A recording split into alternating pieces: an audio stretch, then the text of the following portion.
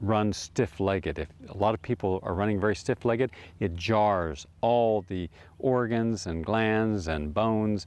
And so you want just a slight bend in the knee, just slight, maybe a quarter of an inch, just enough so there's buoyancy and so there's shock absorbency. Because if you're landing and near the heel and you're pushing off gradually, then the shock should go out the outside of the calf, up through the quads, and past and out the gluteus, which is your buttock muscle. But if you should pronate, and pronating means this, if you look at my feet, a pronation is this. A pronation is when you're landing and kind of going off the heel, like this, or here. Now, you should be able to strike near the back, slightly to the right of the heel. If you look at your heel, and if you see it's worn down here on one side, the likelihood is you're pronating, and that can cause a lot of injuries.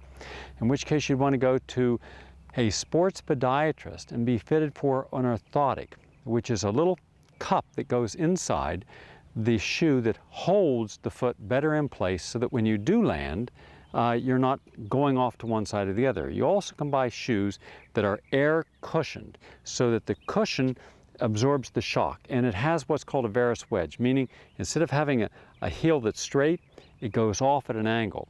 And by having your heel and shoes that go off at an angle, it creates balance. So again, you're less likely to end up with pronation.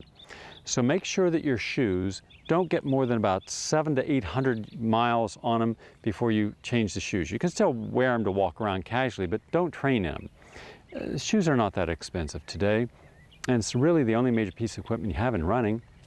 So don't overuse a shoe because you'll lose the capacity for proper pressure absorbency and get the air-filled soles. Get a orthotic if you need one, and it's a simple, easy process. In 15 minutes they can tell whether or not you're pronating, and that can prevent a lot of injuries.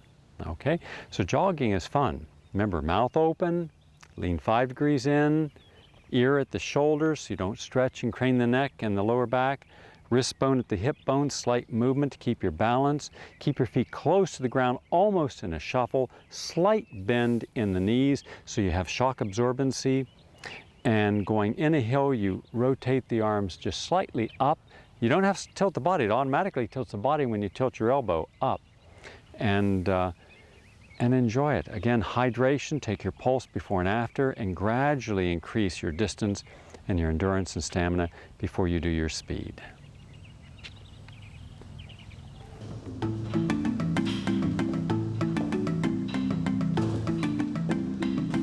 Now we get to the fun part.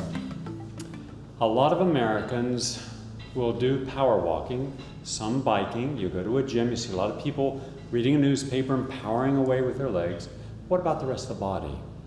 We are not a fit nation, partly because we do not exercise all the different muscle groups. I'm a big believer that you're going to have to tone every single muscle group in the body. When was the last time you saw a television commercial for senior citizens pumping iron in a gym? You haven't. Generally, you see senior citizens rocking in a chair, complaining about arthritis, sitting on some kind of a suppository for their hemorrhoids, always as if they're debilitated and it's never going to get better. Well, one way to prevent those illnesses in the first place is by being totally physically fit. From nose to your toes, every muscle group has to be exercised.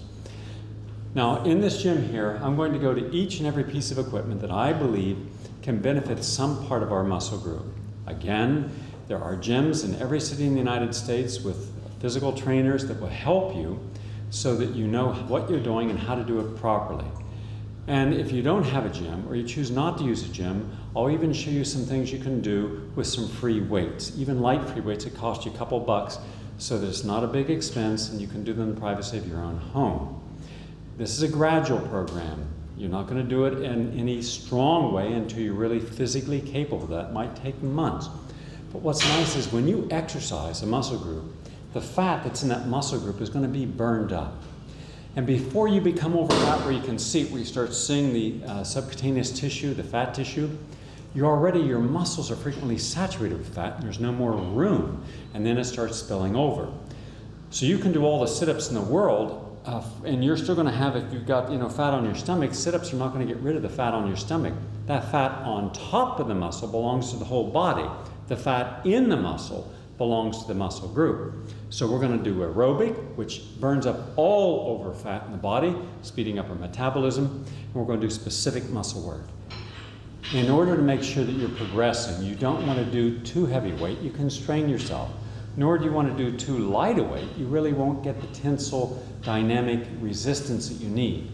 You need to be able to do 3 different sets with 60 seconds in between for rest, and start at 10 repetitions. So you're doing a total of 30 of a given exercise.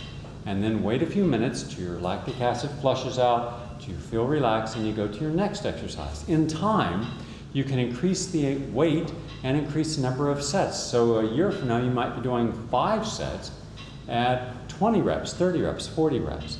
And you're gonna feel it, your muscles are gonna get nice and tight. No, the women will not get muscle bound. First, they don't have as much lean muscle tissue, and secondly, they have more fat cells, but you'll get strong and tight. You'll burn up the cellulite, you'll have nice abs, nice pecs, your chest muscles will start to tighten up again, so it's really good for sagging breasts. Your whole posture gets good, so as you age, you're not getting that hump sensation.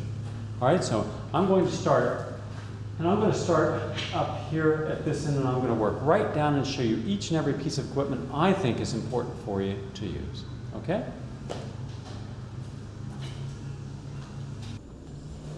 In order to see how important each of the exercises are, I'd like to go through 3 pointers. Most people, when they're doing a form of, well, let's say a sit-up with a machine for the abdominals, these muscles in here, they're going to go clear down, right? Now that's not good, because when you go way down here, you're really stretching the lower back muscles in here, and you're craning the neck forward, placing strain upon the upper part of the neck. Not good. In fact, here is a proper way of doing this, where you're really engaging 80% of your muscle group and just about 9 to 10 inches of motion without the stress upon the body. So you open your mouth, and you're exhaling, and you go forward and touch my hands, and then back slowly. And by going back slowly, you're resisting. It's called a resistance exercise. Then come forward again, and back slowly. Always go slower back than what you come forward. Now, doing this where you can easily do 20, but you'd have to really strain to do 30, is a good indication that you're not doing what we call a junk exercise. A junk exercise is where the weight is far less than what you're strong enough to do. And so you're really not benefiting, you're not getting the muscle stronger. So if you could do 20, but you'd really stress doing 30, you're at the right weight. If you can't do 20, then you have too much weight, and so therefore you'd have to reduce it. Again, that's about all the distance you have to do to really benefit from these abdominals. Now over here, we're going to move right over to this slant board here. Now the slant board is a more vigorous version of this. One of the mistakes people make in using a slant board is they put their hands behind their neck. And historically they've done it. In fact, it's called a strict military sit-up, where you put your hands behind your neck and you put your elbows out and then you come up. Never do this. This is dangerous. Put your arms across your chest. It takes the pressure off the lower back and the neck. And again, instead of coming clear up to touch your knees, which is the way they used to do it, coming clear up here, you want to come up to about here. Because right there, that's most of your exercise is in this small area here. And breathe. Always make sure that you're breathing. Make sure there's no pressure on the lower neck. That's it. Good. Excellent abdominals. Now with this exercise, anytime you have a board behind you, the mistake people make is leaning it off the board. The board is meant to support the spine and the head and the back. So make sure you get your head back and your spine back. Now this is going to affect all the upper chest muscles. In our society, because women have historically worn bras, which frequently cut off much of the lymphatic flow, which I consider dangerous and could be one of the contributing factors to breast cancer, and autotoxemia from buildup of lymphatic fluid. Well, the breasts hang because the muscle is being supported by the bra, and so it atrophies. So by doing this exercise, you're supporting all these upper chest muscles, plus your shoulders and your bicep, tricep, and your latissimus here on the sides. So all these muscle groups clear around here are all being exercised. So you open your mouth, you exhale, and you push forward. And then you bring it back about there, not clear back.